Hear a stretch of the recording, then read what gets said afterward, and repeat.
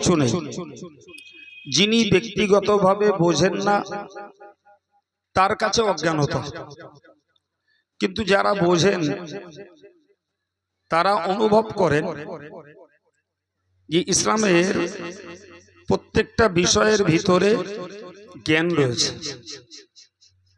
দু নম্বর একটা কথা বলছি, ইসলামের আরেকটি বৈশিষ্ট্য হলো আল ইসলাম ও আদ-দীনুল উমুমি। ইসলাম সকলের জন্য ব্যক্তিগতভাবে পালনের ধর্ম। আব্বা পালন করলে ছেলের দায়িত্ব পার হয়ে মুক্তি হয়ে যায় না। স্বামী পালন করে তাতে স্ত্রীর ভাগ নাই। স্ত্রী পালন করে স্বামীর তাতে পার্টনার নেই।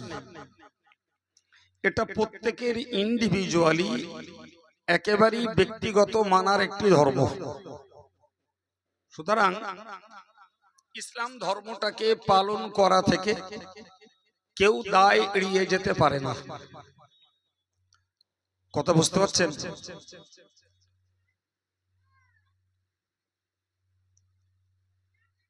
তাহলে প্রথম বলেছি ইসলাম একটা জ্ঞানের ধর্ম, দ্বিতীয় বলেছি ইসলাম সকলের পালনের ধর্ম। কেউ পালন করলে আর একজনের দায়িত্ব থেকে মুক্তি নেই। এবার ও একজন একটু ওঠেন না, এই বাচ্চাগুলোর একটু, ওরা ভালোই চিল্লাবেল্লা করছে, ওদের ডেকে এখানে নিয়ে আসুন, ওরা ভালোভাবে বসলে আর কিছু হবে না। ও বাইরে তাড়িয়ে দিলে আবার জুটে যাবে। 3 নম্বর কথা বলছি, ভাই ইসলাম আদ-দীনুস শুমুল, যাকে বাংলা মানে বলা হয় ইসলাম সর্ব বিষয়ের সংযুক্ত একটি ধর্ম। কিরকম? যে কিছুকে মেনে কিছুকে বাদ দিয়ে আল্লাহর কাছে মুসলমান থাকা যায় না, দুনিয়ায় থাকা যায়। আবার বলছি, ইসলাম একটি সংযুক্ত ধর্ম। তার মানে হলো ইসলামের কিছু মানব কিছু ছাড়ব, এভাবে আল্লাহ পাকের কাছে মুসলমানিত্বের পরিচয় দেওয়া যায় না। দুনিয়াতে মুসলমান থাকা যায়, মানুষের কাছে মুসলিম বলে নিজের পরিচয় দেওয়া যায়, কিন্তু আল্লাহ পাকের কাছে মুসলমানিত্বের পরিচয় দিতে গেলে ইসলামী বিধানগুলোকে সবগুলোকেই মেনে চলতে হয়। আমি 3টে কথা আপনাকে বলেছি। একটা বলেছি ইসলাম জ্ঞানের ধর্ম, আর একটা বলেছি ইসলাম সবার নিজস্ব পালনের ধর্ম, আর একটা বলেছি ইসলামের সব বিধানগুলোকে মেনে চলার একটা ধর্ম। কথা 3টে বোঝা গেছে বাপ? না বুঝতে পারেননি? যদি বুঝে থাকেন আমি আপনাকে ছোট্ট ছোট্ট একটা করে একটু দলিল দিই। প্রথমটা বুঝুন, ইসলাম জ্ঞানের ধর্ম, এর পিছনে সবথেকে বড় কথা হলো যে কোরআন বলেছে স্পষ্ট করে, কুল হাল ইয়াস্তাবিল আ'মা ওয়াল বাসীর, ওগো নবী তুমি বলো অন্ধ আর চোখওয়ালা এই দুজন কি সমান? আমরা যে কেউ এক কথায় বলবো নিশ্চয়ই অন্ধ আর চোখওয়ালা দুটো মানুষ সমান নয়, ঠিক না বল? আবার কোরআন বলছে আমহাল তাস্তাবিজ যুলুমাত ওয়ান নূর, অন্ধকার এবং আলো এই দুটি কি সমান? তাও নয়। আবার কোরআন বলেছে, স্পষ্টত জানিয়ে দিয়েছে, কুল হাল ইয়াস্তাবিল লাযীনা ইয়ালামুন ওয়াল লাযীনা লা ইয়ালামুন, যারা জানে আর যারা জানে না, যারা জ্ঞানী আর যারা অজ্ঞানী, আল্লাহ বললেন এই দু শ্রেণীর মানুষ কি সমান? নিশ্চয়ই সেখানে আমরাই বলবো যে এই দু শ্রেণীর মানুষ সমান নয়। এই কথাগুলো দিয়ে আল্লাহ বুঝিয়েছেন যে ধর্ম হলো একটা আলোর জিনিস, ধর্ম হলো একটা চোখওয়ালা জিনিস, ধর্ম হলো একটা জ্ঞানের জিনিস। সুবহানাল্লাহ বলে, আর একটু মন খুলে বলে। এই জন্যই আমি আপনাকে বলেছি যে ইসলাম ধর্ম একটা জ্ঞানের ধর্ম, এটা অজ্ঞানতার নয়। দু নম্বর কথা বলেছি, ইসলামটাকে প্রত্যেকের নিজস্ব পালনের ধর্ম। কোরআন বলছে কুল্লু নাফসিম বিমা কাসাবাত রহিনা, প্রত্যেকটা মানুষ সে তার নিজস্ব কাজে বাঁধা। প্রত্যেকটা মানুষ নিজের কাজে নিজেই আল্লাহর কাছে বাঁধা। এ থেকে বুঝতে পারা যায় আমি যদি নিজে ভালো কিছু করি তার পাওনা গন্ডা আল্লাহর কাছে পাবো, মন্দ কিছু করি তার খেসারাত আমাকেই দেওয়া লাগবে। এ থেকে প্রমাণ হয় যে ইসলাম নিজস্ব পালনের একটি ধর্ম। ও করছে না বলে আমি করব না, ব্যাপারটা এটা নয়। আর উনি করছেন বলে আমার আর করতে হবে না, ব্যাপারটা এটা নয়। 3 নম্বর কথা বুঝুন, আমি বলেছি আপনাদেরকে ইসলাম একটা সংযুক্তের ধর্ম। কিছু বাদ দিয়ে কিছু করে আল্লাহর কাছে মুসলমানিত্বের পরিচয় দেওয়া যায় না। কোরআন বলছে উদখুলু ফিস সিলমি কাফা, হে ঈমানদার তোমরা ইসলামের ভিতরে পুরোপুরি প্রবেশ করো, ইসলামের ভিতরে পূর্ণাঙ্গ ঢুকে পড়ো। ওয়ালা তাত্তাবিউ খুতুওয়াতিশ শাইতান, শয়তানের পথ অনুসরণ করো না। ইন্নাহু লাকুম আদুউম মুবিন, নিশ্চয়ই শয়তান তোমাদের প্রকাশ্য শত্রু। তাহলে এ থেকে বুঝতে পারা যায় যে আমরা ইসলামের কিছু বিষয়কে মানব আর কিছু বিষয়কে মানব না। এতে আমরা আল্লাহ পাকের কাছে নিশ্চিত নিরাপত্তা নাজাত লাভ করতে পারবো না। সম্মানিত ভাইরা, এই সভাটি বিগত কয়েক বছর ধরে আপনাদের সহযোগিতা, এলাকার যুবকদের উদ্যম উদ্যোগে হয়। কিসের জন্য, কোন কারণ? এই যে 3টি কথা আমি আপনাকে প্রথম শিখিয়েছি, আগে 2বার বলেছি, আর একবার বলছি ব্রেনে ধরে নেওয়ার জন্য। ইসলাম জ্ঞানের ধর্ম, ইসলাম প্রত্যেকের নিজস্ব পালনের ধর্ম, ইসলাম সব বিষয়ের সংযুক্ত একটি ধর্ম। এই মনটাকে তৈরি করার জন্যই এই জাতীয় জ্ঞানমূলক আলোচনার মজলিসটার দরকার আছে। না না বিশ্বাস করুন, আমরা অনেক সময় দেখি একটা সভা ডাকা হয় ইসালে সওয়াবের নাম করে, একটা সভা ডাকা হয় সওয়াবের সানির মাহফিল বলে। এরকম হয় না? হয় না? তো ইসালে সওয়াব আর সওয়াবের সানি শব্দ দুটো একটু আলাদা আলাদা, কিন্তু দুটোর মানে এক। ইসালে সওয়াব আরবি শব্দ, সওয়াবের সানি আরবি আর ফারসি মিলিত একটা বাক্য। বাংলা মানে হলো নেকি পৌঁছে দেওয়া। তো নেকি পৌঁছানো হয় কাদের নামে? ঈমানদার মরা লোকের নামে। কথা শুনতে পাচ্ছেন?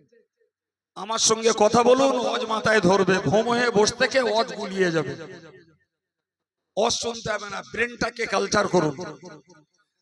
তাহলে এই নেকি পৌঁছে দেওয়া হয় ঈমানদার মরা লোকেদের নামে। এই জন্যই ওই নামে সভা ডাকা হয়, হয় বলি ইসালে সওয়াব, নাইলে বলি সওয়াবের সানি। ভাই আমার, কিন্তু প্রকৃতপক্ষে একটু বিচার করলে দেখা যাবে মরা লোকেদের তুলনায় জ্যান্ত লোকের লাভ বেশি। যদি বলেন কেন? ভাই আল্লাহ যদি কবুল করেন মরা লোকেদের গুনাহ মাফ হবে,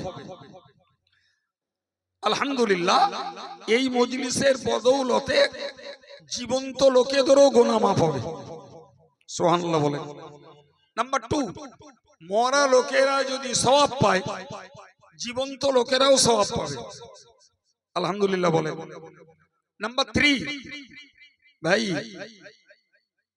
মরা লোকেরা জ্ঞান লাভ করতে পারে না, জীবন্ত লোকেরা এই জ্ঞানগুলো লাভ করছে। ডাকি আমরা মরা লোকের নামে, কিন্তু প্রকৃত বিচারে উপকার জ্যান্ত লোকের বেশি। মাথায় ঢুকেছে কথা? আমরা অতিরিক্ত যেটা পাই সেটা হলো জ্ঞান। যদি কবরস্থানের রেঞ্জ পর্যন্ত এই আওয়াজ যায়, আমি ধরে নিলাম কবরের মুর্দারা এই কথাগুলো শুনতে পাচ্ছে, কিন্তু তাদের তো ভাই আর করার কিছু নাই।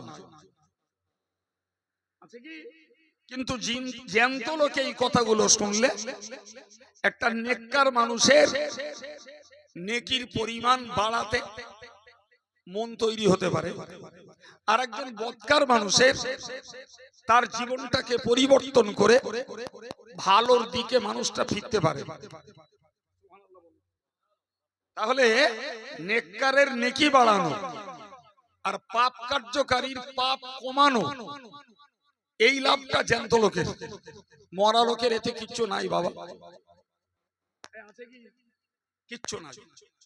সুতরাং এই যে জলসাটা আপনারা কয়েক বছর ধরে করে আসছেন, নিঃসন্দেহে মনে রাখুন এটি ইমানদার মুসলমান দিনদার ধার্মিক মানুষদের একটা ন্যায়ত দায়িত্ব আর কর্তব্য। এটা মৌলানাদের টাকা লোটা নয়, আর প্যান্ডেলওয়ালার প্যান্ডেল ভাড়া করে তাকে পয়সা দিয়ে পোষা নয়, আর আমাদের কিছু মানুষের সহযোগিতায় খিচড়ি খাওয়া নয়। এটি রীতিমতো একটা ইমানি দায়িত্ব আর কর্তব্য। আমি প্রসঙ্গক্রমে একটা দলিল আপনাদের শোনাই।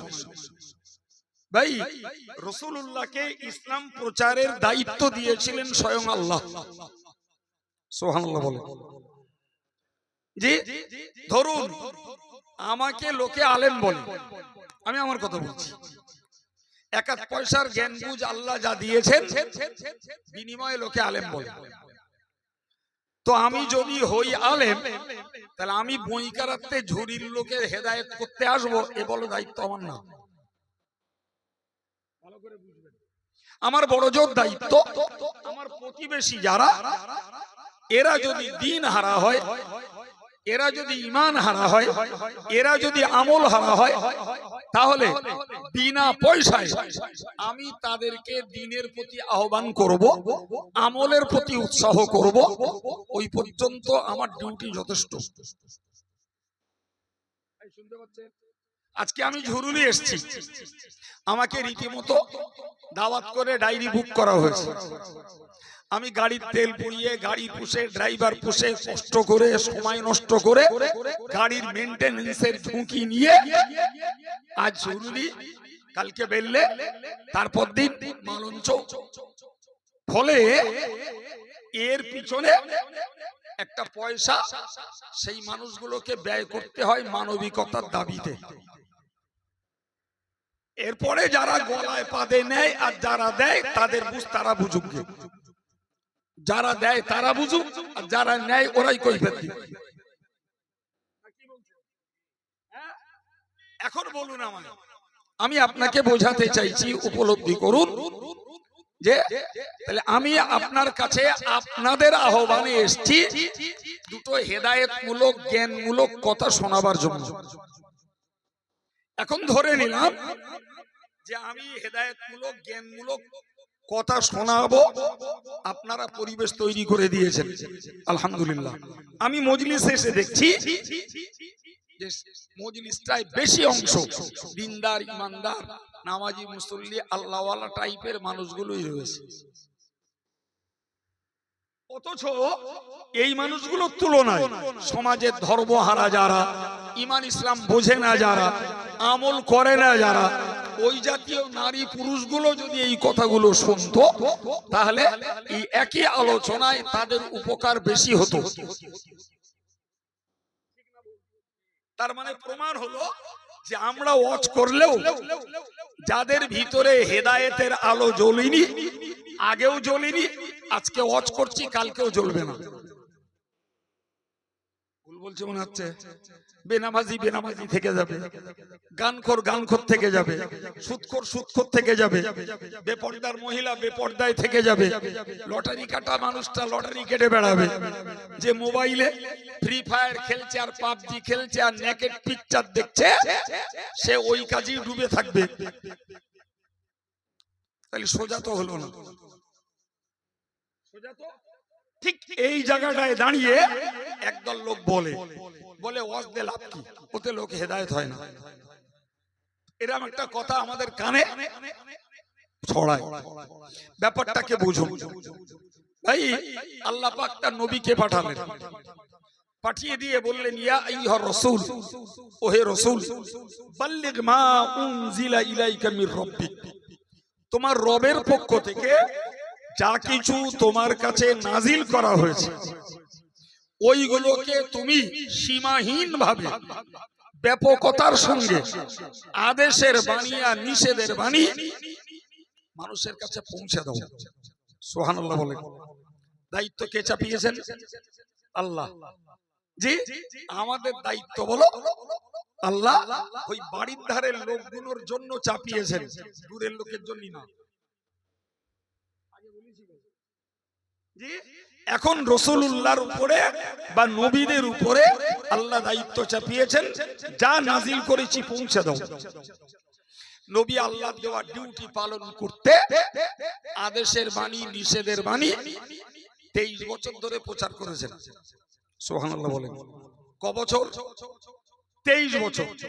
23 বছরের রেজাল্টে আমরা দেখেছি রাসূলুল্লাহর ইন্তেকালের পূর্বে মাত্র 81 দিন আগে বিদায় হজে হাজী সাহেবরা জানেন, ওমরাকারীরা জানেন যে মক্কা শরীফের একটি প্রসিদ্ধ মাঠ হলো আরাফাতের মাঠ, যে মাঠে হাজী সাহেব জিলহজ মাসের 9 তারিখে সূর্য পশ্চিম দিকে ঢলে যাওয়া থেকে দিন পেরিয়ে রাতের শেষ অংশ পর্যন্ত অর্থাৎ ফজরের রক্ত আসা পর্যন্ত 1 মিনিটের জন্য দাঁড়াবে।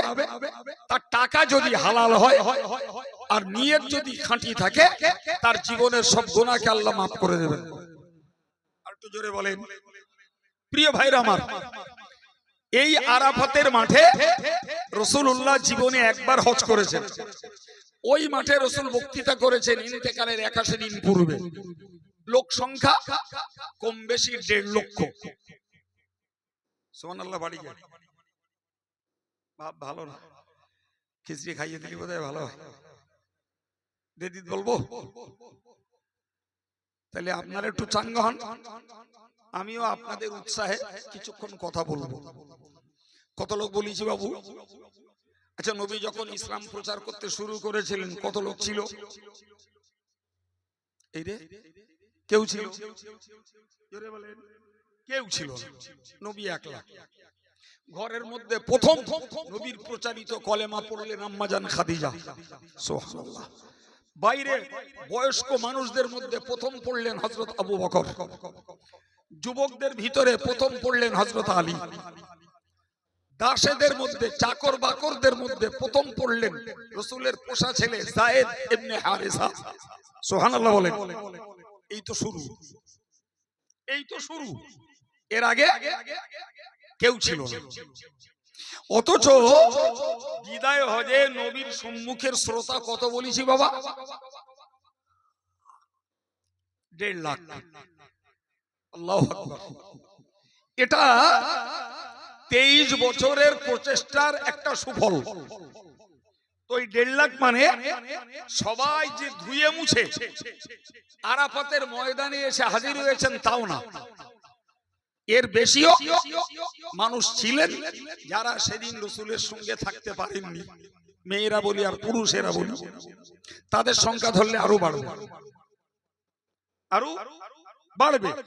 কিন্তু উল্টো দিকে মনে রাখতে হবে, 1.5 লক্ষ লোক যদি এই 23 বছরের সাধনায় রাসূলের জন্য জীবন দেওয়া সাহাবীতে পরিণত হয় বাবা, সংখ্যার কোনো গণনা কেতাবে নেই। আমি কথার পৃষ্ঠে বলছি, ধরে নেন 8.5 লক্ষ মানুষ রসুলের কথায় হেদায়েত হয়নি। কথা বোঝাতে পারলাম? হ্যাঁ, এই যারা হেদায়েত হয়নি ভাই, ওদেরকেও তো নবী ওয়াজ শুনিয়েছেন, না বলে? এই যে লোকগুলো দিনদার আর ধার্মিক আপনারা বসে আছেন, আমি জোর গলায় বলছি, চ্যালেঞ্জ করে বলছি, একটা কেউ বলতে পারবেন না যে আমরা ধর্ম করার শুরুতে বই পড়ে পড়ে ধর্ম করা শিখেছি। কারোর বুকের পাটা থাকে তো বলুন দিন।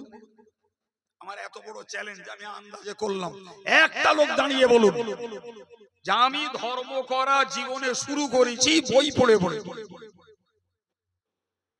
বলতে পারবেন না। বলতে হবে ধর্ম আমরা করতে শিখেছি এরকম অজনসিয়াত শুনে শুনে। প্রিয় ভাইরা আমার, তাহলে যেমন এই মানুষগুলো বা কিছু মানুষ মজলিসে আসতে পারেননি, এরা যেমন অজনসিয়াত শুনে শুনে ধার্মিক হয়েছে, আর একদল মানুষ শুনেছে তো ধার্মিক হয়নি। নবীর কাছ থেকে একদল মানুষ শুনে তারা শুধু ইমানদার হয়নি, শুধু আমলওয়ালা হয়নি, তারা জাহান্নাম থেকে মুক্তির গ্যারান্টি পেয়ে গেছে। আল্লাহ পাকের নবী বলেছেন, লা ইয়ালিজান নারা মান রাআনি ওয়া আমানা বি। হুজুর বলেন, যারা আমাকে দেখেছে আর আমার প্রতি ঈমান নিয়ে এসেছে, আমি নবী বলছি এরা জাহান্নামে প্রবেশ করবে না। প্রিয় ভাইরা আমার, ওই যুগের রেকর্ড, একদল নবীর ওয়াজ শুনে জান্নাত দখল করেছে, আর একদল নবীর ওয়াজ শুনে জাহান্নাম খরিদ করেছে। ঠিক এই যুগেও তাই, একদল ওয়াজ শুনতে শুনতে শুনতে শুনতে নামাজি, দাড়িওয়ালা, টুপিওয়ালা, রোজাদার, যাকাতদাতা, অর্থশালী, হজকারী, আলহামদুলিল্লাহ এই জাতীয় আমলের মানুষ তৈরি হয়েছে। ঠিক আরেকদল মানুষ এই সমাজেই রয়েছে, নারী আর পুরুষ, তারা যতই অশুনুক তাদের জীবনের পরিবর্তন তারা ঘটায়নি। জি, ইন ফিউচারে কে হেদায়েত হবে না হবে তা আমরা জানিও না, কিন্তু কোরআনের একটা বক্তব্য শুনুন। আল্লাহ পাক এক সময় নবীকে বলেছিলেন, ইন্নাল্লাযীনা কাফারু সাওয়াউন আলাইহিম, ও নবী তুমি মনে রাখো, নিশ্চিত যারা স্ট্যাম্প মারা কাফের, যাদের হৃদয়ে স্ট্যাম্প পড়ে গেছে এরকম কাফের যারা, আনজারতাহুম আম লাম তুনজিরুহুম, নবী গো ওদেরকে তুমি মরণের ভয়, কবরের ভয়, হাসরের ভয় আর জাহান্নামের ভয় আর আমি আল্লাহর ভয় যাই দেখাও না কেন, ওদের কাছে ভয় দেখাও আর নাই দেখাও দুটোই সমান, ঈমান ওরা আনবে না। ঈমান আজকের যুগে যদি কোরআন নাজিল হওয়ার প্রথা চালু থাকতো, তাহলে এদেশের দায়িত্বশীল বক্তাদেরকে, এই যুগের দায়িত্বশীল বক্তাদেরকে আল্লাহ হয়তো বার্তা দিয়ে বলে দিতেন, তোরা যতই চিল্লাবিল্লা করিস তোদের সমাজের একদল লোক হেদায়েত হবে না। কিন্তু কোরআন নাজিল বন্ধ যেহেতু, ওই রকম বার্তা আমাদের কাছে দেওয়াও হয়নি। অতএব আমরা আশার পিছনে ছুটে একদল লোক পয়সা দিচ্ছি, আর একদল লোক দায়িত্ব নিয়ে কাজ করছি, আর কিছু মানুষ এসে ওয়াজ করছি, যদি বলতে বলতে কিছু মানুষ আল্লাহর পথে ফেরে। এটা হচ্ছে আশা। এখন বক্তব্য, আল্লাহ যখন নবীকে বললেন, নবী একদল কাফেরের অন্তরে স্ট্যাম্প পড়ে গেছে, ওরা হেদায়েত হবে না। আল্লাহ বলেছেন, খাতামাল্লাহু আলা কুলুবিহিম, আল্লাহ তাদের অন্তরে স্ট্যাম্প লাগিয়ে দিয়েছেন, ওয়া আলা সামিইহিম, তাদের কানে আল্লাহ মোহর লাগিয়ে দিয়েছে, ওয়া আলা আবসারিহিম, তাদের চোখে আল্লাহ পর্দা ফেলে দিয়েছেন। চোখে দেখেও শিখবে না, কানে শুনেও তারা বুঝবে না, এমনকি অন্তর আছে তাও তারা বুঝবে না। এক কথায় ওরা কুফরি অবস্থায় মরবে, ওরা খ্রিস্টান অবস্থায় মরবে, ওরা ইহুদি অবস্থায় মরবে, ওরা শিরক মুশরিক অবস্থায় ওরা মরবে। বলেন না, নবীর পিরিয়ডে কোরআন নাজিল হওয়া চালু ছিল, আল্লাহ নবীকে বললেন, নবী বুঝলেন ভাই আজকের কোরআন নাজিল হওয়া বন্ধ, তাহলে ওই ইতিহাসটাকে স্মরণ করলে কি মনে হয় যে এই যুগেও একদল নারী আর পুরুষ রয়েছে, ওদের অন্তরে স্ট্যাম্প মারা, ওদের কানে আর চোখে পর্দা লাগানো, ওরা প্যারালাইজ রোগী, ক্যান্সারের রোগী দেখেও সোজা হবে না, ওরা খোদার গজবে ধ্বংস হচ্ছে এই জিনিস কানে শুনেও সোজা হবে না, আর নিজেরাও সরাসরি ওয়াজ শুনে আল্লাহর পথে ফিরবে না। এ লোক থাকবে না? থাকবে না?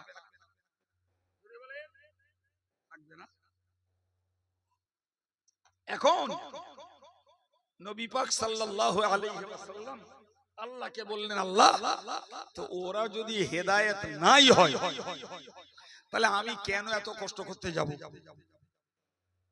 কথাটা যুক্তি আছে তো?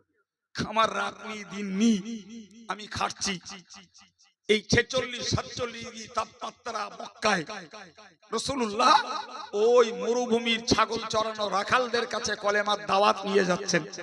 আমাদের মতো এত ঘন বসতি নয়, মনে করা যাক খোলা পাতায় এক ঘর লোকের বাস, ধুরুলি আর এক ঘর লোকের বাস, ওই মালঞ্চয় গিয়ে আর এক ঘর লোকের বাস। এদের কাছে ঘুরে ঘুরে নবী কলেমার দাওয়াত দিয়েছেন। তো নবী খুব হতাশ হয়ে গেলেন যে আল্লাহ আমি এত কষ্ট করে করে দ্বীনের বাণী, কলেমার বাণী এদের কাছে পৌঁছে দিচ্ছি, আর এরা যদি হেদায়েত নাই হয় তাহলে আমি এদের কাছে কলেমার বাণী, দ্বীনের বাণী, ধর্মের বাণী প্রচার করতে কেন যাব? নবীর কথার বাস্তবের যুক্তি আছে। আমার আল্লাহ বললেন, নবী হে, তোমাকে আমি যতদিন হায়াতে রাখবো ততদিন এই ডিউটি তোমার পালন করা লাগবে, ততদিন। কারণ আজকের ওরা হেদায়েত হবে না এটা তুমি জানো না, ওটা আমি জানি, তাই তোমাকে জানিয়েছি।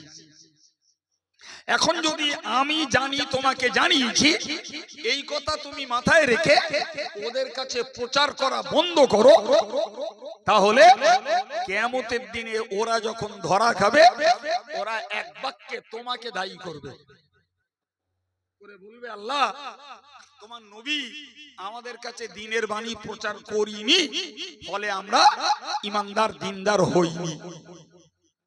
এই ছুতো দেখিয়ে ওরা রেহাই পাওয়ার চেষ্টা করবে। অতএব কে হেদায়েত হবে আর কে হবে না ওটা আমি জানি, তোমার ডিউটি তুমি পালন করো, কিয়ামতের দিনে ওরা যেন আমার কাছে তোমার নামে দোষ চাপিয়ে রেহাই পাওয়ার সুযোগ না পায়। কথা মাথায় ঢুকছে বাপজি? হ্যাঁ, আজকে ঝুরুলির এই পরাস্ত ছেলেদের আর এই পরাস্ত ভাই আর মায়েদের যারা সহযোগিতা করে দীর্ঘদিন বছর এই সভাটা কায়েম করে আসছেন, ভাই মনে রাখুন, আপনি সভাটা বন্ধ করে দিলেন, বন্ধ করে দিলেন, দ্বীনের বাণী, হকের বাণী, সত্যের বাণী প্রচার বন্ধ হয়ে গেল। কিয়ামতের দিনে এই সমাজের অপরাধী লোকগুলো আল্লাহর কাছে বলবে, আল্লাহ আমরা তো ধর্মকর্ম বুঝতাম না, আর আমাদের সমাজে যারা বুঝতো তারাও আমাদেরকে বোঝায়নি,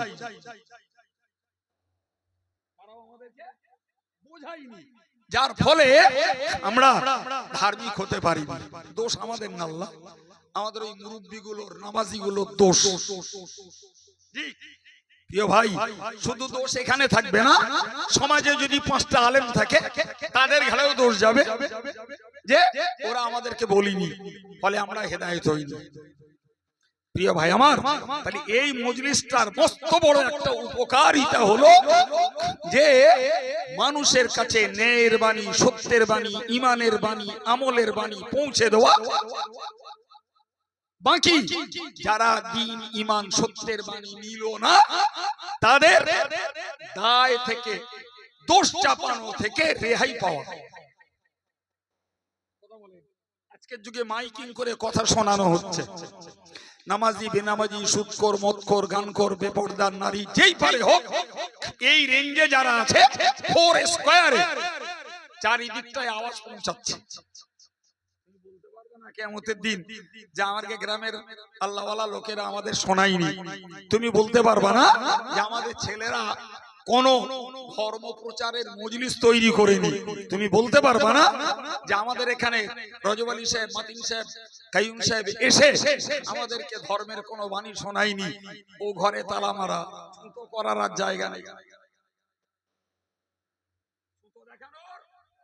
জায়গা নেই। ফলে তোমার কই তোমাকে দেওয়া লাগবে। সম্মানিত ভাইরা আমার, মনে রেখে দিন, এই জন্যই ওয়াজ দেওয়া, ওয়াজ করা একদিকে যেমন দিনদার ইমানদার আল্লাহওয়ালা মানুষদের জন্য একটা উৎসাহ, অপরদিকে দিন হারা, ইমান হারা, আমল হারা যারা, তাদের জন্য এটা একটা অক্সিজেন।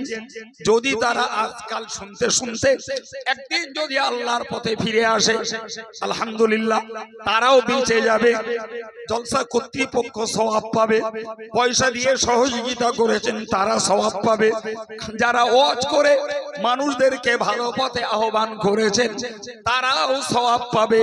জোরে বলুন। প্রিয় ভাই আমার, ঠিক এই জায়গাটায় দাঁড়িয়ে আপনাদেরকে একটা আয়াত শোনাচ্ছি। ঘোড়ায় আয়াতটি পড়েছি, কি চ্যাম্পিয়ন কথা আল্লাহ বললেন, আল্লাযীনা ইসতামিউনাল কওল ফায়াত্তাবিউনা আহসান। আল্লাহ বললেন যারা কথা শোনে, আলহামদুলিল্লাহ আপনারা যেমন শুনছেন, এরপর কি কান শুনবার যন্ত্র বাবা, এতে কোন বাক্য হলো কান ধরে নেয়, আর বাক্য নেই শুধু শব্দ, সেটাও কান ধরে নেয়।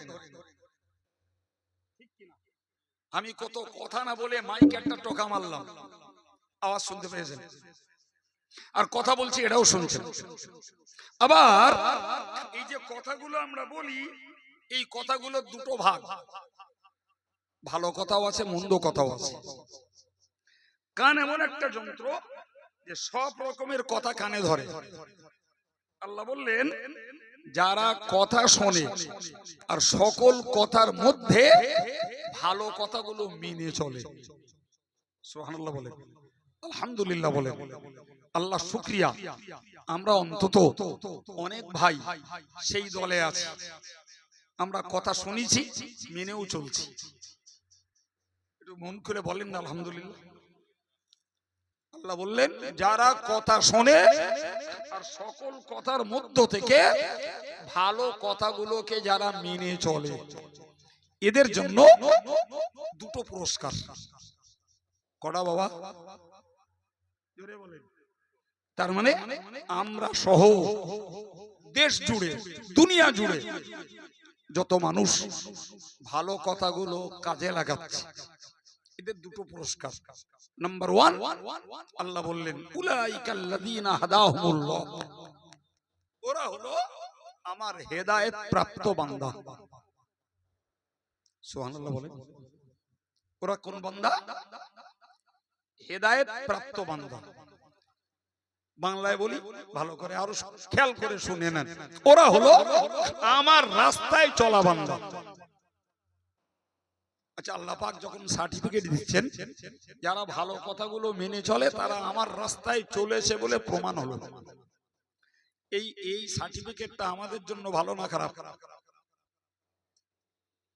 কি বলছেন? ভালো না? এই লাভ জানেন? লাভ বলছি। আল্লাহ পাক কোরআন শরীফে বলেছেন ফামান তাবিয়া হুদায়া ফালা খাউফুন আলাইহিম ওয়ালা হুম ইয়াহজানুন। মহান আল্লাহ বললেন যারা আমার রাস্তায় চলে, আমি আল্লাহ বলছি এদের কোনো ভয় নাই, এদের কোনো চিন্তা নাই, দুনিয়াতেও এদের ভয় নাই, আখিরাতেও এদের কোনো চিন্তা নাই। একবার চিল্লে বলুন সুবহানাল্লাহ। তাহলে আল্লাহর রাস্তায় চলার প্রমাণ যদি আমরা দিতে পারি, অভয় বাণী আর নিশ্চিন্তার বাণী আল্লাহ শুনিয়েছেন ওই মানুষগুলোকে। আমি যদি আপনাকে উদাহরণ দিয়ে ছোট্ট একটা দুটো কথা বলি, আরো বিষয়টা পরিষ্কার হবে। ভাই, ভারতবর্ষের মাটিতে ইসলাম প্রচার করতে এলেন খাজা সাহেব হুজুর। এসে তিনি আস্তানা গাড়লেন আনা সাগরের পাশে একটা ফকির বেশি মানুষ, কাছে তার ঝোলা জামবে, ওখানে আস্তারা গাড়লেন। তখন রাজস্থানের উপরে চলছে পৃথ্বীরাজের রাজত্ব। যে পৃথ্বীরাজ পৌত্তলিকবাদী একজন যোগী সন্ন্যাসী। এই ফকির সাহেবের দেখে পৃথ্বীরাজ তার বিরুদ্ধে শত্রুতা শুরু হলো। তার যোগী সন্ন্যাসীরা, খুব ভালো করে বুঝে বলুন, খাজা সাহেবের কাছে অস্ত্র নেই, খাজা সাহেবের কাছে আত্মরক্ষার প্রতিরক্ষার কোন সরঞ্জাম কিচ্ছু নেই। খাজা সাহেবের কাছে রয়েছে শুধু ইমানের বল, রয়েছে তার কাছে হেদায়েতের শক্তি। ওইটা নিয়েই তিনি শুরু করলেন ইসলাম প্রচারের কাজ। লেটেস্ট আমরা ইতিহাস থেকে দেখলাম পৃথ্বীরাজ আর যোগী সন্ন্যাসী ওই ঝোলা ঝামপিল বাবা ফকির সাহেবের কাছে তারা পর্যদুস্ত হলো, আর পেট্রোলের মতো দ্রুত গতিতে ইসলাম ছড়িয়ে পড়লো। ঠিক না? খাজা সাহেবের ভয় লেগে গেল, চিল্লে বলেন না, ভয় লেগেছিল। হ্যাঁ, তার আলাদা কোনো টেনশন ছিল? কারণ তিনি নিজে হেদায়েতের উপরে প্রতিষ্ঠিত মানুষ। আল্লাহ পাক তার হৃদয় থেকে অন্য মানুষের ভয় তুলে নিয়েছেন, চিন্তা তুলে নিয়েছেন। তিনি নির্ভয়ে নিশ্চিন্তায় ইসলামের খেদমতে কাজ করেছেন। কি বুঝলেন ভাই? এই ভারতবর্ষ যেখানে মোগল সম্রাটের এক কুলাঙ্গার রাজত্ব করেছিল, নাম যার আকবর, এ ইসলামের বিরুদ্ধে 23 জায়গায় ভিন্ন মত তৈরি করেছিল। আর ভিন্ন মত তৈরি করে নাম দিল দ্বীন এলাহি। আর আল্লাহর দ্বীনটার নাম দ্বীন ইসলাম। মাথায় ঢুকছে কথা কিছু না? শুধু আমি মাথা ঘামাচ্ছি? তাহলে আল্লাহর যে ধর্মটা আমরা পালন করছি এর নাম কি? দ্বীন ইসলাম। আর সম্রাট আকবর যে ধর্মের মতবাদ চালু করলো তার নাম দিল দ্বীন ইলাহি। ওই ধর্মের প্রথম বিধান হলো সূর্যকে পুজো করতে হবে। সুবহানাল্লাহ বলবেন? বলবেন না? তা কি বলবেন? ওই একজন সুবহানাল্লাহ জিকির করছে, ও শুনে শুনে ব্রেন ক্র্যাক হয়ে গেল।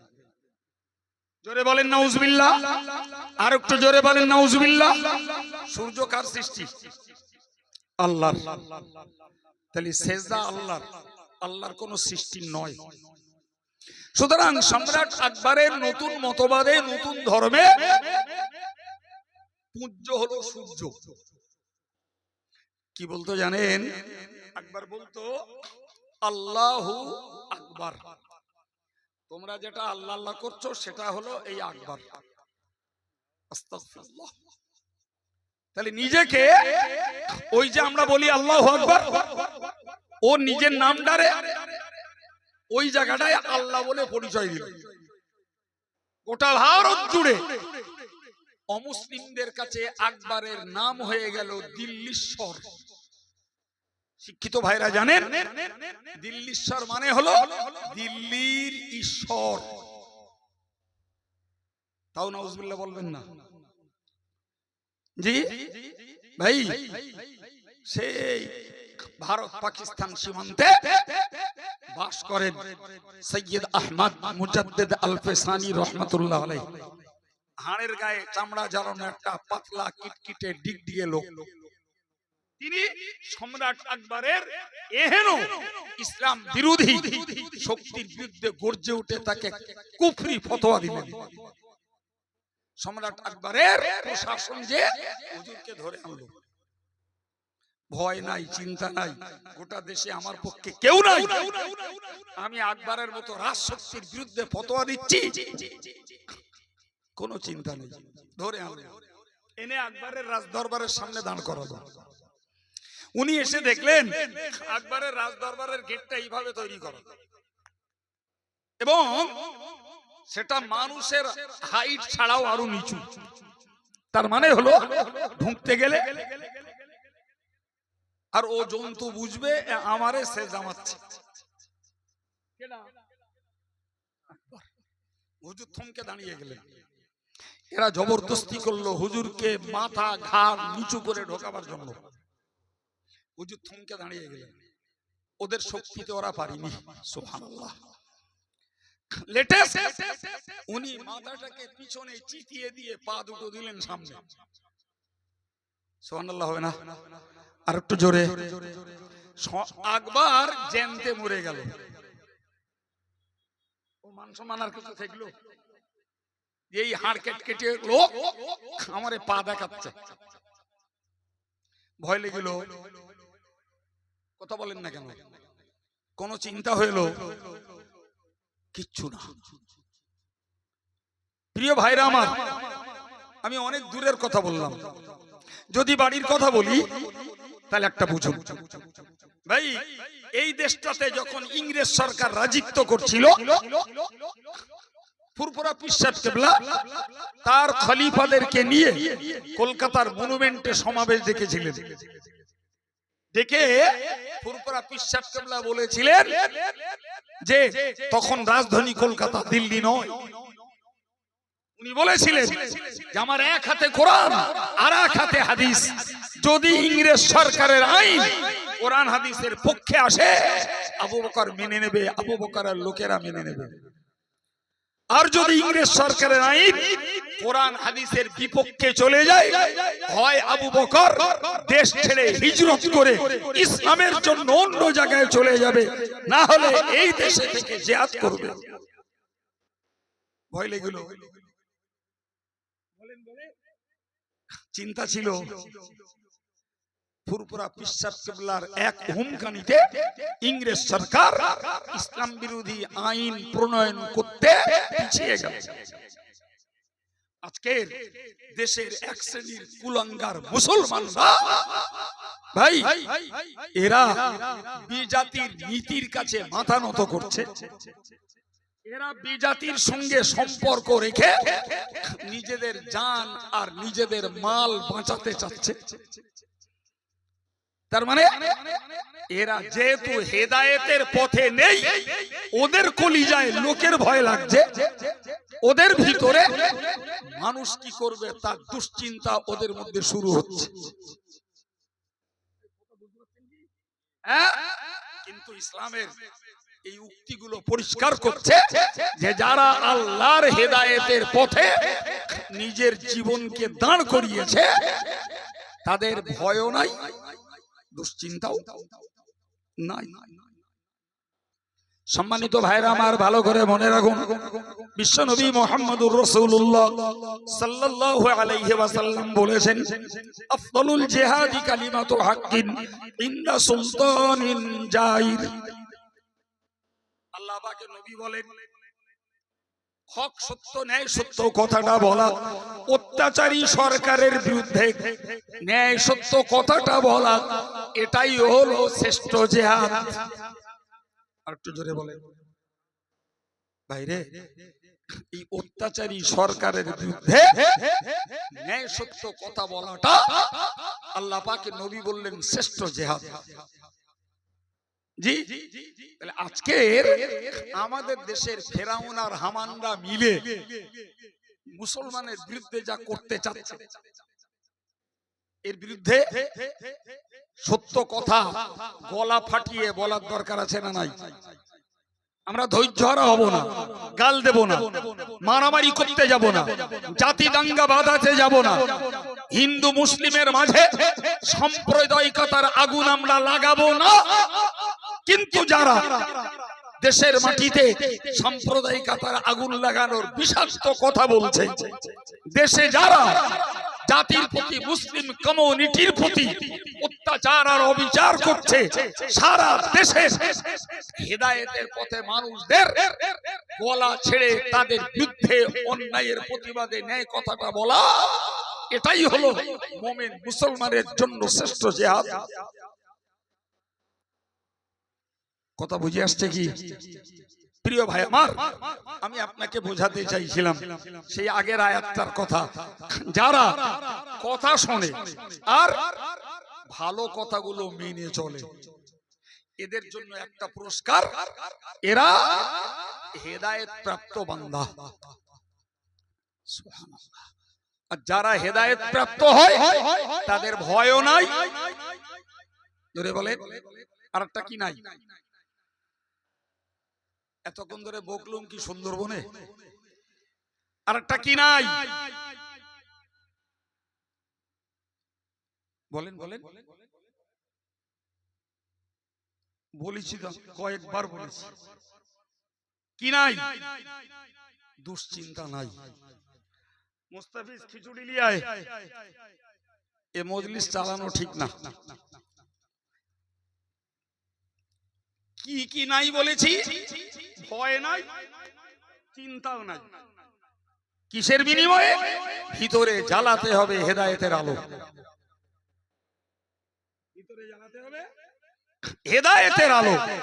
হেদায়েতের আলো যাদের ভিতরে জ্বলবে আর অঙ্গে অঙ্গে সেই আলোর ছটা বিচ্ছুরিত হবে, তার মানে কলবে ঈমানের আলো জ্বলবে আর আমল অঙ্গে অঙ্গে চালু থাকবে।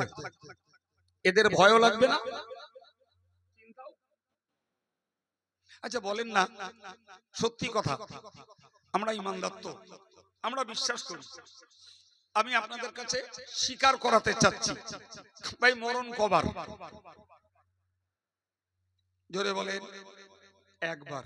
আচ্ছা আপনার বিশ্বাস কি মরণ আল্লাহর ঘোষিত সময়ের আগে বা পরে হয়? এক কথায় তো মুড়ো মরে গেল। আমার ভয় করে আর চিন্তা করে লাভ কি? আমার মরণ আগেও আসবে না, পরেও হবে না, আর মরণ দুবারও হবে না, একবারই হবে। সুবহানাল্লাহ বলে। আর একটু জোরে বলে। এই স্বচ্ছ মজবুত জ্ঞানটা আমায় নিতে হবে যে আমি যত হগল বগল করি তাতে আমি বেশি দিন বাঁচতে পারবো না। আর যতই আমি সঠিক পথে থাকি আর অত্যাচারীরা আমার বিরুদ্ধে অত্যাচার করে, আমার মরণকেও আগিয়ে আনতে এই বিশ্বাসটা গাঢ় হওয়ার দরকার আছে না নাই? একদম। সুতরাং আমার মরণ যখন একবার এবং সেটা আগ পিছু হবে না, ফলে আমার কারোর ভয় করে সত্য কথা লুকিয়ে চুকিয়ে বলারও প্রয়োজন নেই, আর সত্য কথা বলা থেকে জবানটাকে আটকে রাখারও দরকার নেই। যেখানে মৌকা পাবো সেখানে। আমার কাছে মাইক আছে, আমি মাইকে বলছি। আপনি চার দোকানে বসবেন, ওখানে বসে আপনি সত্য কথাটা বলবেন। ট্রেনে কলকাতায় যাবেন, বাসে কলকাতায় যাবেন, সেখানে দেখবেন কেউ মিথ্যাচার করছে, আপনি আপনার ঈমানি বলে সত্যটা তার সামনে বলুন। এই কথা বুঝতে পারছেন কি? ফর এক্সাম্পল, আমি একদম কারেন্ট কথা বলছি। মুসলমানের বাপদাদাদের দানকৃত সম্পত্তি অক্ষের সম্পত্তি, যারা দান করে গেছেন মসজিদে, মাদ্রাসায়, ঈদগাহে, কবরস্থানে, এর ব্যবহার সেই মুসলমানের যারা যে সময়কার দায়িত্বশীল তারা করবে। সরকারের এতে নাক গলাবার কি আছে? এটা কোন রাজনৈতিক ইস্যু না, এটা সরকারের নাক গলাবার কিছু নেই। জি, এবং দেশের সংবিধানে তার অধিকার মুসলমানদের দেয়া আছে যে মুসলমানদের নিজস্ব সম্পত্তি, মসজিদ মাদ্রাসার সম্পত্তির ব্যবহার এরা নিজেরা করবে। আজকে দেশের সরকার অত্যাচার করে এদের বাপদাদের সম্পত্তি হাতাবার জন্য তাতে নাক গলাচ্ছে। ভাই আমি ট্রেনে কলকাতায় যাচ্ছি, ফর এক্সাম্পল, কেউ আমার সামনে আমার কানের গোড়ায় বলছে মুসলমানরা বড্ড বাড়াবাড়ি করছে, এত আন্দোলন এত কিছু করার কি দরকার?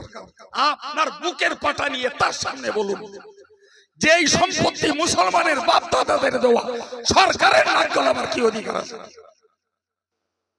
ওটাতেই আপনি জিহাদের সওয়াব পাবেন। সুবহানাল্লাহ বলে।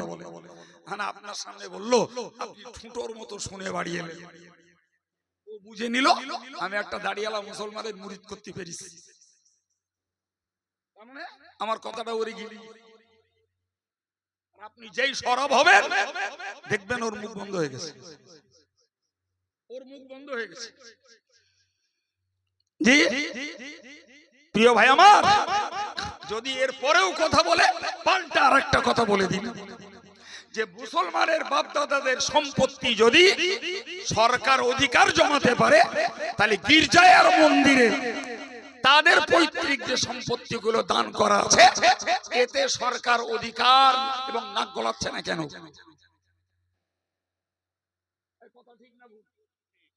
মুসলমানের সম্পত্তিতে যদি তোমার অধিকার থাকে, মন্দির আর গির্জার গুরুদ্বারের সম্পত্তিতে তুমি অধিকার প্রয়োগ করো।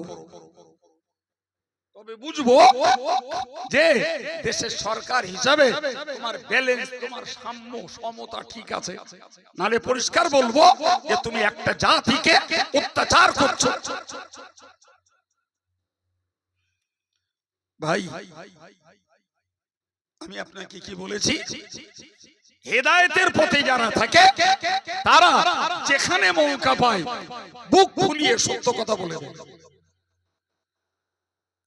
ওই তো আমি বলছি বলে কেউ আমার মরণ আগিয়ে দেবে তাও না, আর আমি এক্ষুনি মরবো না পরে মরবো এও না, আর এবার মরলো না আবার বেঁচে এসে পরে আর একবার মরবো তাও না। এর নাম ঈমান। এর নাম কি? ঈমান। সম্মানিত ভাইরা আমার, যে কথা আপনাদেরকে আমি শোনাচ্ছিলাম, আল্লাহ বললেন যারা কথা শোনে আর ভালো কথাগুলো যারা মেনে চলে, আমার সমাজের যুবক যারা, এই যুবকদেরকে ভাবতে হবে, আমল হারা যারা যুবক যুবতী, বয়স্ক বয়স্কা, নারী পুরুষ সবাইকে ভাবতে হবে। আমার আল্লাহ বললেন ভালো কথাগুলো যারা শোনে এবং ভালো কথাগুলো যারা মেনে চলে, তাদের জন্য আল্লাহর সার্টিফিকেট, এরা হলো হেদায়েত প্রাপ্ত বান্দা, এদের ভয়ও নাই চিন্তাও নাই। এ মুসলমান আমল হারা নারী আর পুরুষ, আপনাদেরকে একটা কথা মনে রাখতে হবে, জি ইমানদার মুসলমানদের একটা বৈশিষ্ট্য হলো এরা পরকালে বিশ্বাসী। সুবহানাল্লাহ বলে। যে বিশ্বাস ভারতবর্ষের মুশরিকরা করে না, যে বিশ্বাস পৃথিবীর ইহুদি খ্রিস্টানরা করে না, যে বিশ্বাস বৌদ্ধরা করে না, এই বিশ্বাস মুসলমানরা করে যে আফটার ডেথ, মৃত্যুর পরে আমাদের আরেকটা কাল রয়েছে। আছে না নাই? কথা বলে। ওই বিশ্বাসে যার ঘাটতি, আমি আব্দুল কাইয়ুম যতই চিল্লাই তার কলজে একটা রেখাপাত করবে না। ওর কাছে বকা আর মাটির থুমের কাছে বকা দুটো সমান। যার কলিজায় বিশ্বাস আছে যে আমার মরার পরে আর একটা কাল রয়েছে, ওই কালটাতে আমাকে জাহান্নামের আযাব থেকে বাঁচতে হবে, এই কথাগুলো তার অন্তরে রেখাপাত করবে। সেই তার জীবনটাকে পরিবর্তনের চিন্তা আজ না হলে কাল, না হলে পরশু, একদিন তার জীবনের পরিবর্তন আসবে ইনশাআল্লাহ। আমার আল্লাহ বলছেন এবার, ও উলাইকা হুম উলুল আলবাব, আমার বান্দা বান্দি তোমরা মনে রাখো, যারা কথা শুনেছে আর ভালো কথাগুলো যারা মেনে চলেছে, এদের জন্য দ্বিতীয় পুরস্কার হলো ওরাই আমার জ্ঞানী বান্দা। সুবহানাল্লাহ বলেছেন। আমাদেরকে এই ভালো কথা শুনে মেনে চলার খাতিরে জ্ঞানী বলেছেন কে? তরিকুল মাওলানা না আব্দুল কাইয়ুম? কে বলেছেন? সুবহানাল্লাহ বলবেন না? আল্লাহ যাদেরকে জ্ঞানী বলছেন, এর থেকেও বড় সার্টিফিকেট আর কেউ দিতে পারে? জি ভাই আমার, পৃথিবীতে শিক্ষার ডিগ্রি দেয় কলেজ, ইউনিভার্সিটি ইত্যাদি, এরাই দেয়। আর আমাদেরকে জ্ঞানের সার্টিফিকেট দিচ্ছেন কে? আলহামদুলিল্লাহ। আল্লাহ বললেন এরা জ্ঞানী, এরাই জ্ঞানী। একটু বিচার করুন, আজকের পৃথিবী জ্ঞানী বলছে ডাক্তারকে, মাস্টারকে, ব্যারিস্টারকে, মিনিস্টারকে, এমএলএ সাহেবকে, এমপি বাবুকে। জ্ঞানী বলছে দেশের মুখ্যমন্ত্রীকে, প্রধানমন্ত্রীকে, ওই রাষ্ট্রসংঘের নেতা তারে বলছে জ্ঞানী, রাষ্ট্রসংঘের মহাসচিব তারে বলছে জ্ঞানী, যারা বৈজ্ঞানিক তাদেরকে বলছে জ্ঞানী, যারা পৃথিবীর ঐতিহাসিক তাদেরকে বলছে জ্ঞানী, যারা ভৌগোলিক তাদেরকে বলছে জ্ঞানী। ভাই, আর আমার আল্লাহ বললেন যারা ভালো কথা মেনে চলে ওরাই জ্ঞানী। দুটোর পার্থক্য আছে না নেই? একটু জি ভাই, এই যাদের কথা বললাম এদের শিক্ষা বেশি, এরা বুদ্ধিজীবী বলে পরিচিত, এরা বড় বড় পদের মালিক, এরা অনেক টাকার বেতন পাইয়ে চাকরি করে। পক্ষান্তরে এই কোরআন হাদিসের ভালো কথাগুলো শুনে যারা কাজে লাগায় এরা ইনফ্যান pass, 1 pass, 2 pass, 3 pass, 4 pass. এরা নেতা নয়, হোতা নয়, ডাক্তার নয়, মাস্টার নয়, ব্যারিস্টার নয়, অ্যাডভোকেট নয়, উকিল মুক্তার নয়। শিক্ষার স্রোতে এদের কোনো দাম নেই।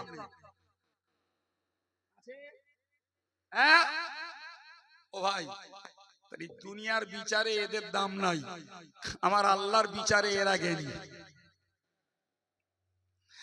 আমার ঘরের ছেলেদের মেয়েদের চূড়ান্ত সিদ্ধান্ত নিতে হবে। 60 বছরের পৃথিবীতে আমরা এদের কাছে জ্ঞানী হব, এদের কাছে বুদ্ধিজীবী হব, না অনন্তকালের পরকালের জন্য আল্লাহর কাছে জ্ঞানী হব? সিদ্ধান্ত নেওয়া লাগবে। আপনারা কেউ জানবেন হয়তো, আমি নাম বলছি না, কাশ্মীরে জঙ্গি হামলা হয়েছে। কারা ঘটিয়েছে, কি উদ্দেশ্যে ঘটিয়েছে ভাই, সেটা আমি মাইকে বলে আইন হাতে তুলে নিতে রাজি নই। ঘটেছে ঘটেছে। যদি পাকিস্তানটা ঘটে থাকে, নিশ্চিত আমি ভারতবাসী হিসাবে পাকিস্তানের বিরুদ্ধে আমি সর্বতভাবে তার প্রতিবাদ করব। যেহেতু কাশ্মীর আমার ভারতের অঙ্গ। আর যদি পাকিস্তান না ঘটিয়ে অন্য কেউ ঘটিয়ে তাদের ঘাড়ে দোষ চাপায়, সত্য একদিন প্রকাশ পাবে। ঠিক না ভুল? পাকিস্তানে জঙ্গি হামলা ঘটেছে, বাদুড়িয়ার এক কুলাঙ্গার জন্তু, সে ইসলাম ধর্ম থেকে রাগ করে বেরিয়ে গেছে। কিছু বুঝতে পারেননি? তা আপনারা মনে হচ্ছে কিচ্ছু বুঝলেন না। সে ইসলাম ধর্ম ছেড়ে দিয়েছে। এরে কি বলে বলেন দিন? চোরের উপরে রাগ করে বাটি দিয়ে ভাত খাওয়া, ভুইতি ভাত খাওয়া। আচ্ছা, যদি পাকিস্তানি ঘটিয়ে থাকে তো তোর যত রকমের ভাষা আছে, তুই পাকিস্তানের বিরুদ্ধে প্রতিবাদ কর। তাহলে তুই বেঈমান হয়ে জাহান্নামে গেলি, কার কি যায় আসে? কারো কিছু যায় আসে? জানেন, ইসলাম শাসিত দেশ হলে ওর জন্য হুকুম কি? আল্লাহ পাকের নবী বলেছেন, মান বাদদালা দীনাহু ফাকতুলুহু, যে ধর্ম পরিবর্তন করে ইসলাম থেকে ভিন্ন ধর্মে চলে যায় ওদের হত্যা করো। যদি যে দেশে ইসলামী শাসন আছে সেখানে ওরকম কোন জানোয়ারের ফেলি,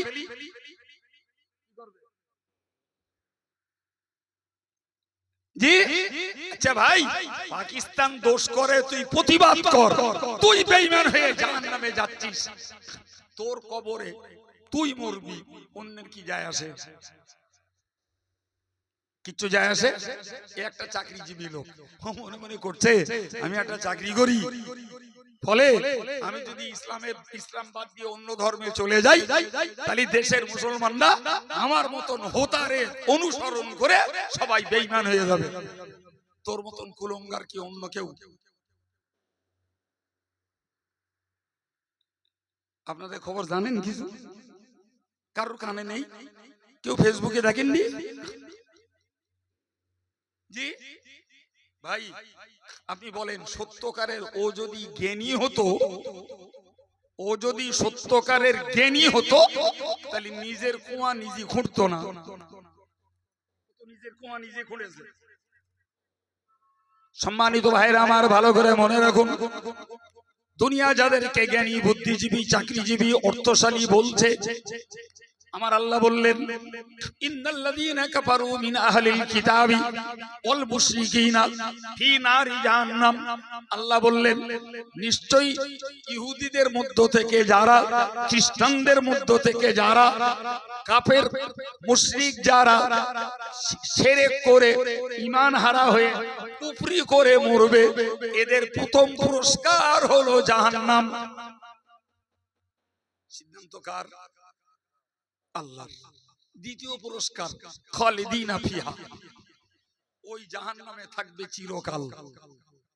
তৃতীয় পুরস্কার উলাইকা হুম শাররুল বারিয়া, ওরাই হলো আমার সৃষ্টির ভিতরে নিকৃষ্ট। এ বাবা, আমার বাংলা কথা বুঝতে আপনাদের কষ্ট হচ্ছে? তারা নিজেরা নিজেদেরকে জ্ঞানী বলছে, দুনিয়া তাদের জ্ঞানী বলছে, বুদ্ধিজীবী বলছে, চাকরিজীবী বলছে এবং বিরাট অর্থশালী বলছে। আমার আল্লাহ বললেন ওরা আমার সৃষ্টি, আর আমি বলছি ওরাই হলো আমার সৃষ্টির ভিতরে নিকৃষ্ট। কি বুঝলেন? কি বুঝলেন?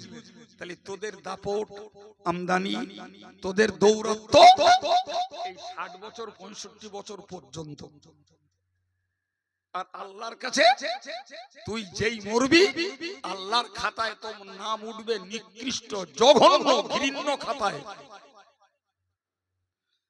এবার বলেন ওদের কপালটা ভালো না খারাপ? জোরে বলেন। তাতে ঢুকে যেতে পারে ঈমান আমল হারা ডাক্তার, তার মধ্যে তালিকাভুক্ত হতে পারে ঈমান আমল হারা মাস্টার, তার তালিকাভুক্ত হতে পারে ঈমান আমল হারা এমএলএ এমপি, সে তালিকাভুক্ত হতে পারে মুখ্যমন্ত্রী প্রধানমন্ত্রী, সে তালিকাভুক্ত হতে পারে রাষ্ট্রসংঘের নেতা আর সচিব, সে তালিকাভুক্ত হতে পারে বিশ্ব স্বাস্থ্য সংস্থার সদস্যরা। কি হবে? 60 বছরের পৃথিবীতে নাম কিনে, সম্মান কিনে, টাকা সঞ্চয় করে বিরাট বড় বড় পদের মালিক হয়ে কপাল তো তোমার টললো, তোমার ঠিকানা জাহান্নাম থাকবে চিরকাল, মালিকের বিচারে তুমি নিকৃষ্ট। সম্মানিত ভাইরা আমার, প্রিয় যুবকেরা, পর্দার মায়েরা যারা আমার কথায় কান লাগিয়েছে, আমি তাদেরকে অ্যাড্রেস করে সম্বোধন করে বলছি, মহান আল্লাহ পাক কোরআন শরীফে জানিয়েছেন ইন্নাল্লাযীনা আমানু ওয়া আমিলুস সলিহাত, নিশ্চয়ই যারা ঈমান নিয়ে এসেছেন এবং ভালো কাজগুলো যারা করেছেন, কানাত লাহুম জান্নাতুল ফিরদাউসি নুজুলা, তাদের জন্য আমি আল্লাহ জান্নাতুল ফিরদাউস প্রস্তুত করে রেখেছি। সবাই মিলে আল্লাহু আকবার ঘোষণা আল্লাহর, তাদের জন্য জান্নাতুল ফিরদাউস, যারা কথা শুনেছে আর ভালো কথাগুলো আমলে কাজে লাগিয়েছে, তাদের জন্য জান্নাতুল ফিরদাউস। কে বলেছেন বাবা? জোরে বলে আল্লাহ। আমাদের এটা আত্মতুষ্টি, এটা আমাদের মনের তৃপ্তি, এটা আমাদের খোশ খবর যে আমরা অজনসিয়া শুনে শুনে ভালো কথাগুলোকে জীবনে কাজে লাগাচ্ছি। আমাদের জন্য আল্লাহ কোরআনে ঘোষণা রেখেছেন যে তোমাদের জন্য রইল জান্নাতুল ফিরদাউসের ব্যবস্থাপনা।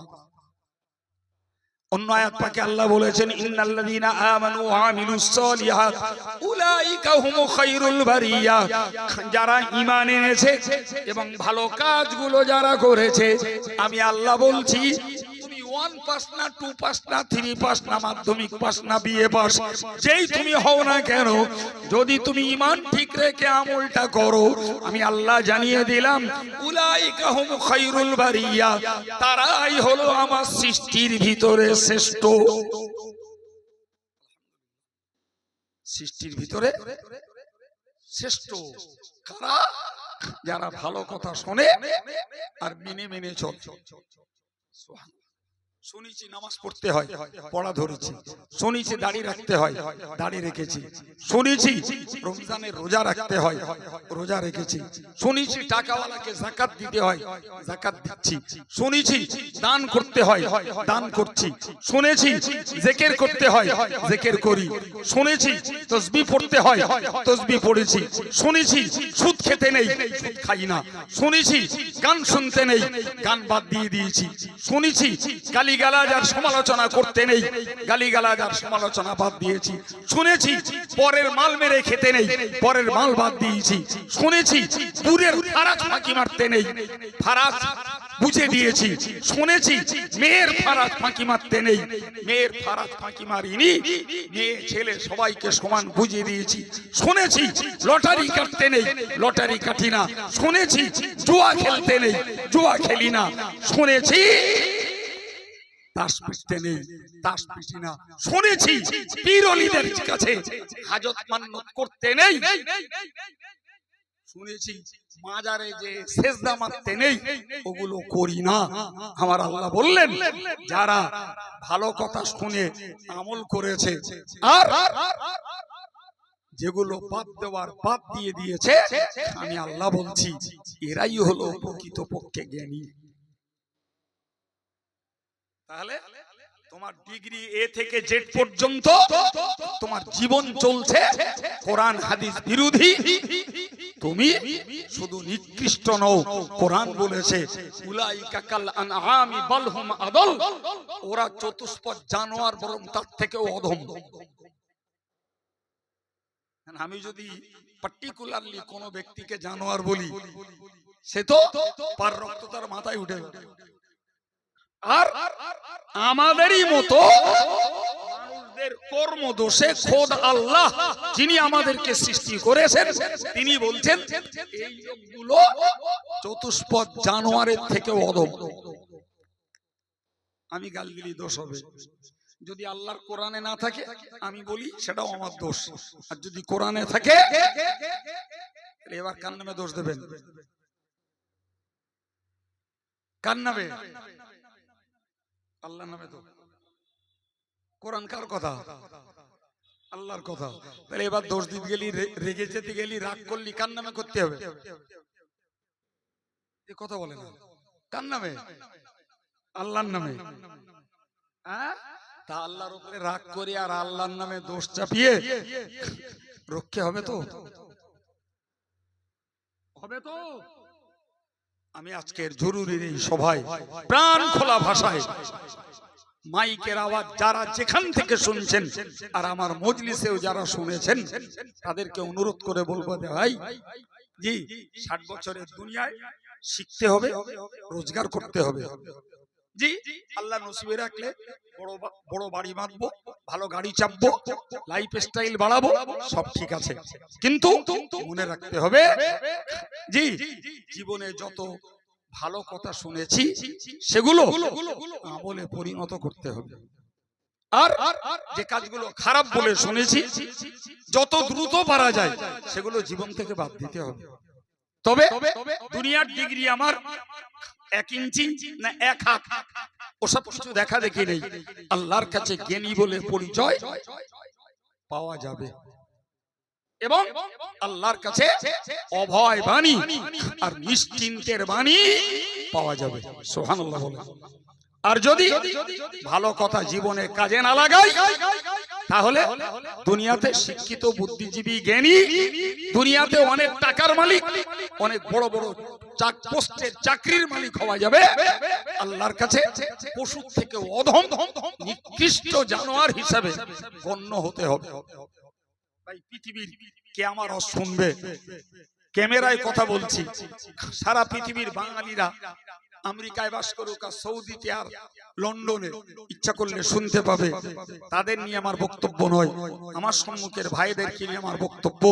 অন্তত পক্ষে এই সরাসরি আলোচনায় আমরা ভালো কথার উপরে যারা আমল করছি, আমাদের আমলের পরিধিটা বাড়াই, আর যারা আমল করি না আমলের প্রতি মনোযোগী হই, তবেই আপনাদের সাহায্য, ছেলেদের আয়োজন, আর আমাদের খাস করে আমার এই বকনি সবার জন্য সার্থক হবে। আল্লাহ কবুল করুন, বলুন আমিন। আর একটু জোরে বলুন আমিন। আসুন প্রিয় নবীর প্রতি সালাম। ইয়া নবী